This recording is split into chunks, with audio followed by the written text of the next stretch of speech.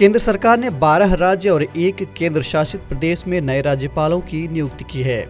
इसमें retired lieutenant general केवल त्रिविक्रम परनाइक अरुणाचल प्रदेश के, लक्ष्मण प्रसाद आचार्य सिक्किम के, सीपी राधाकृष्णन झारखंड के, शिव प्रताप शुक्ल हिमाचल प्रदेश के, गुलाब चंद कटारिया असम के, जस्टिस सेवानिवृत्त एस अब्दुल नज़ीर आंध्र प्रदेश के, विश्वाभूषण हरिचंदन छत्तीसगढ़ के, सुश्री अनुसुईया उइके मणिपुर के, ला गणेशन नागालैंड के, श्री फागू चौहान मेघालय के, राजेंद्र विश्वनाथ अर्लेकर बिहार के, रमेश बैस महाराष्ट्र के और ब्रिगेडियर बी डी मिश्रा जो कि रिटायर्ड हैं, ये लद्दाख के उपराज्यपाल बनाए गए हैं।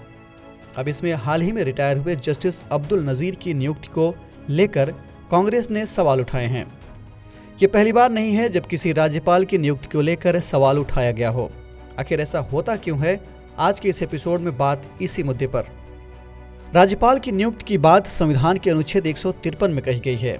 साल 1956 में इसमें एक संशोधन किया गया जिसके मुताबिक एक व्यक्ति को 2 या 2 से अधिक राज्यों का भी राज्यपाल बनाया जा सकता है।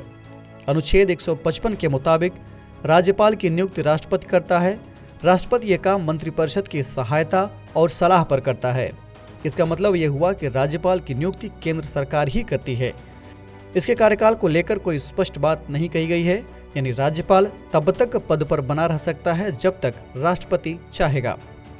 सरल शब्दों में राज्यपाल को केंद्र सरकार द्वारा नियुक्त किया जाता है और उसी के द्वारा हटाया जाता है। लेकिन ऐसा नहीं है कि किसी भी ऐरा गैरा नत्थु खैरा को उठाकर राज्यपाल बना दिया जाएगा।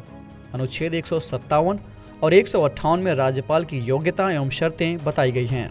उदाहरण के तौर पर राज्यपाल को भारत का नागरिक होना चाहिए और 35 वर्ष की आयु इसकी होनी चाहिए। राज्यपाल को संसद या राज्य विधान मंडल का सदस्य नहीं होना चाहिए और किसी अन्य लाभ के पद पर भी इसे आसीन नहीं होना चाहिए। अब सवाल उठता है कि बार बार इसकी नियुक्ति को लेकर बवाल क्यों मचता रहता है। देखिए, सामान्य नजरिए से देखें तो राज्यपाल पद की कल्पना इस तरह से की गई थी कि वो राज्य के मंत्रिपरिषद की सलाह पर काम करेगा। लेकिन आप लोग जानते हैं कि भारत की संघीय व्यवस्था केंद्र के पक्ष में थोड़ी झुकी हुई है, इसलिए राज्यपाल को कुछ विशेष शक्तियां भी मिली हैं, जैसे राज्य विधानमंडल द्वारा पारित विधेयक को सहमति देना या रोकना, यानी राज्य से कोई भी कानून पारित होगा तो उस पर राज्यपाल की सहमति होनी चाहिए। किसी पार्टी को राज्य विधानसभा में अपना बहुमत साबित करने के लिए कितना समय दिया जाएगा, ये भी राज्यपाल तय करता है।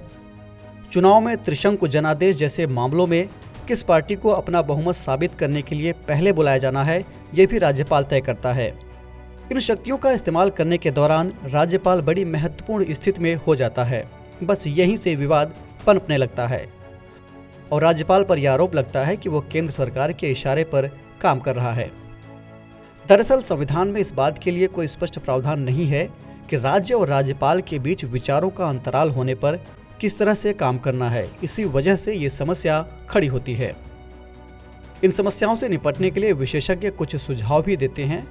उदाहरण के तौर पर राज्यपाल की नियुक्ति में संबंधित राज्य के मंत्रिपरिषद की भी सलाह ली जा सकती है।